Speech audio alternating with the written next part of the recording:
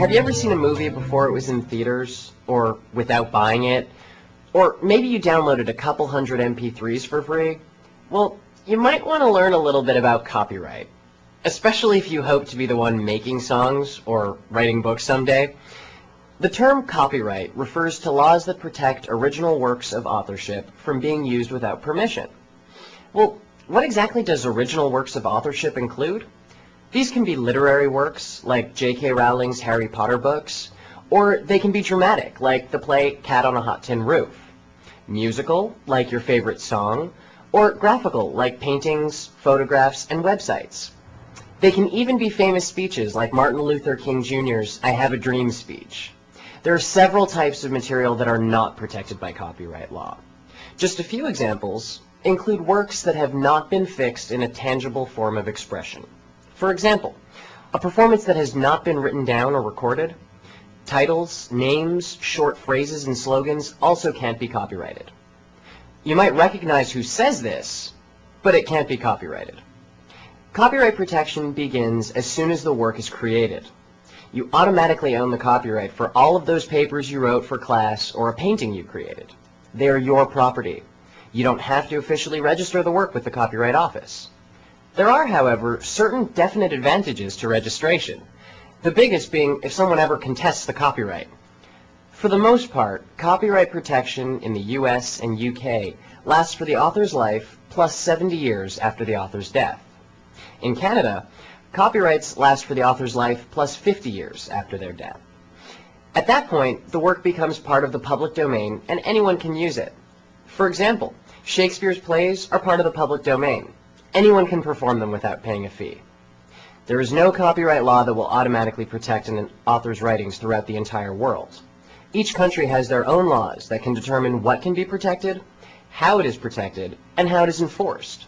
For example, in the United States, copyrighted material can be copied by schools for use in class, but not by a business that wants to reuse it in a pamphlet. Even though you can freely use works in the public domain, you should still give credit to the author. If you quote a book or use an image in school, it should also be referenced. Now, this is how you give credit to an author on a website. And for a book. For a source on how to reference a wide variety of materials in different media, you should consult a style guide like the MLA. That stands for Modern Language Association Handbook. You can also ask the copyright owner for permission to use their work. This can be as simple as sending off an email asking for permission, but it can also involve forms and agreements for payment. Now, it's not all doom and gloom over copyright. There is also a term called fair use, which allows you to use some copyrighted material for educational purposes. Some common examples you should also be aware of.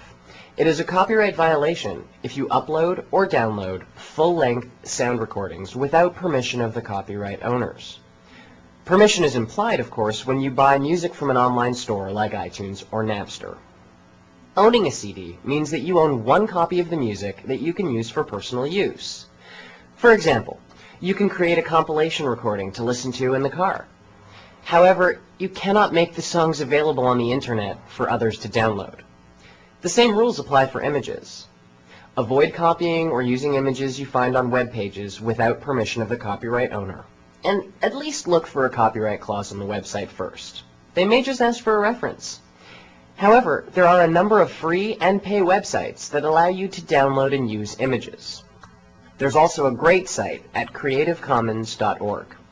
This site provides photos, music, text, books, educational material, and more that are all free to use under certain conditions without asking for permission.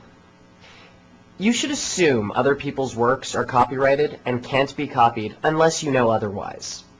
One specific form of infringement is plagiarism. Plagiarism is defined as copying someone else's work and claiming it as your own. Works do not need a copyright notice, like the copyright or the C with the circle around it, to have copyright protection. Remember that as soon as you create something, you automatically own the copyright to that work. This means any image you find on a web page may be copyrighted. Anyone who uses the copyrighted material without the owner's permission can be found guilty of copyright infringement. If a lawsuit is brought in court, the infringer will have to pay the copyright owner the amount of money made from using the work or that the owner would have made if the infringement had never occurred. Remember, authors, whether it's a song or a book they wrote, have spent time and resources to create their work. We need to respect that they own these works and deserve to be credited, and maybe even profit from them. And don't assume just because something is not clearly marked as a copyrighted work that you can use it. Always ask for permission first, or use one of the resources, such as creativecommons.org, to quickly search for works that are okay to use. Modern technology like CD burners and the internet make it much easier to infringe on copyright.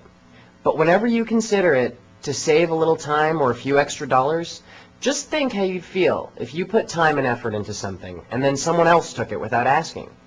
It's always best to err on the side of caution when dealing with copyrights.